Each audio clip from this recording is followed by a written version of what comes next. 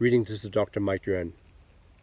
Say if you haven't done so already, please don't forget to subscribe to the channel, to leave a comment, hit the like button if you like the video, and share it with your colleagues.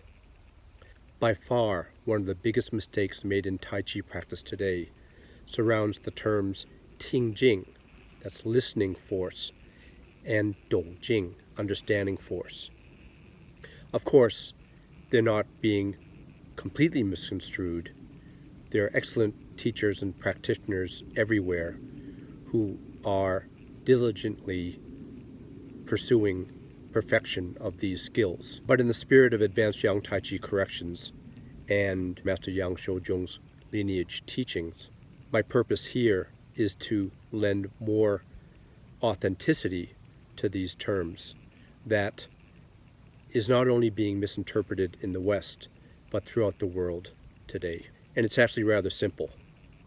When we practice pushing hands and the various Tai Chi exercises, our aim is to keep our center while being able to sense and interpret the other person's center, to unbalance them and even uproot them. And this is all well and good, but placed within the context of the higher idea of Chinese culture, the foremost product of Confucian learning is character. 改正性格 is to rectify one's character. And this is not external character, not just so that we can be obedience to outside forces, but more important is the inner character that is the real prize from study. Let's go back and imagine the culture that the 4 generations of the Yang progenitors lived in. Yang Luchan lived within this culture, where to cultivate an upright character was assumed to be part of Tai Chi practice. And if we consider further as to how he got the reputation of Yang Wudi, Yang who has no enemies, he didn't get this reputation from countless battles, but by an outstanding character that was not only reflected in great precision in his practice and abilities, but also in his ability to read the character of his opponents. An excellent point was brought up by a student lately as we were discussing the content of my program called Peak Mastery Yang Tai Chi Power Pushing Intensive.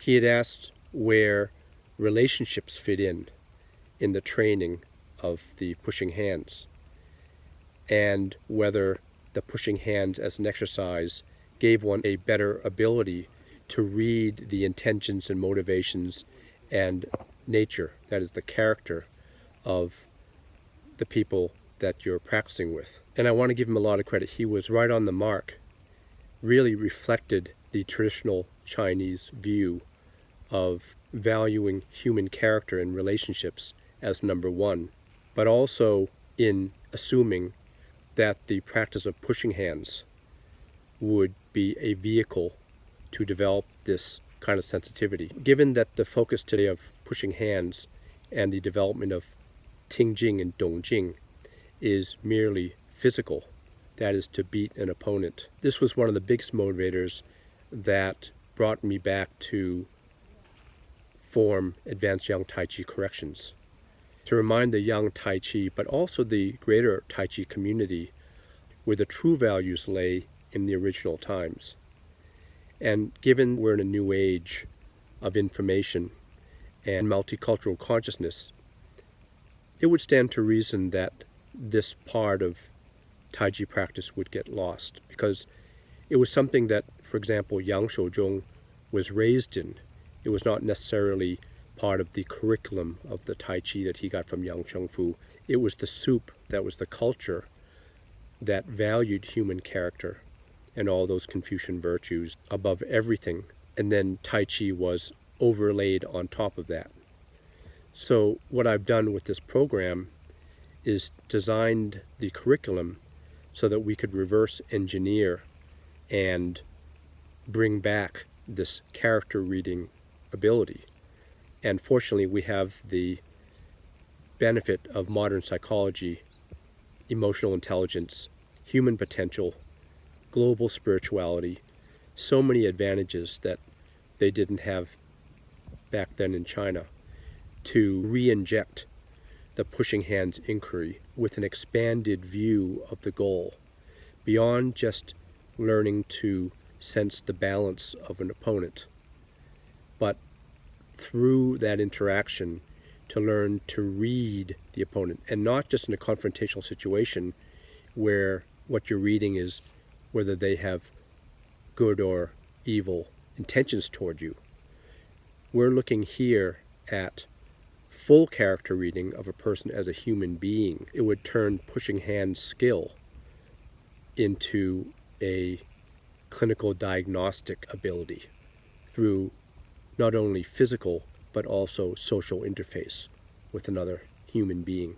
If you're interested in this end range inquiry to round off your entire pushing hands and Tai Chi inquiry, if your current training is focusing on feeling sensitivity, learning to feed Qi or feed energy, and learning to receive that energy and to do things with it, I highly recommend that you add this curriculum to complement what you already know. Tai Chi practice really does, in the end, boil down to the ability to use it to further our life. The core of success in life is not only to have good character, but of equal importance to be able to read the character of others. Well, I hope this has sparked some new ideas in your perception of your practice. Very happy to stay engaged with you and greatly invite you to check out the courses that I'm offering that seek to not only elevate the Yang Tai Chi consciousness, but to replenish it with some of the forgotten, missing pieces. Thanks for joining me. This is Dr. Mike Yuan. Take care.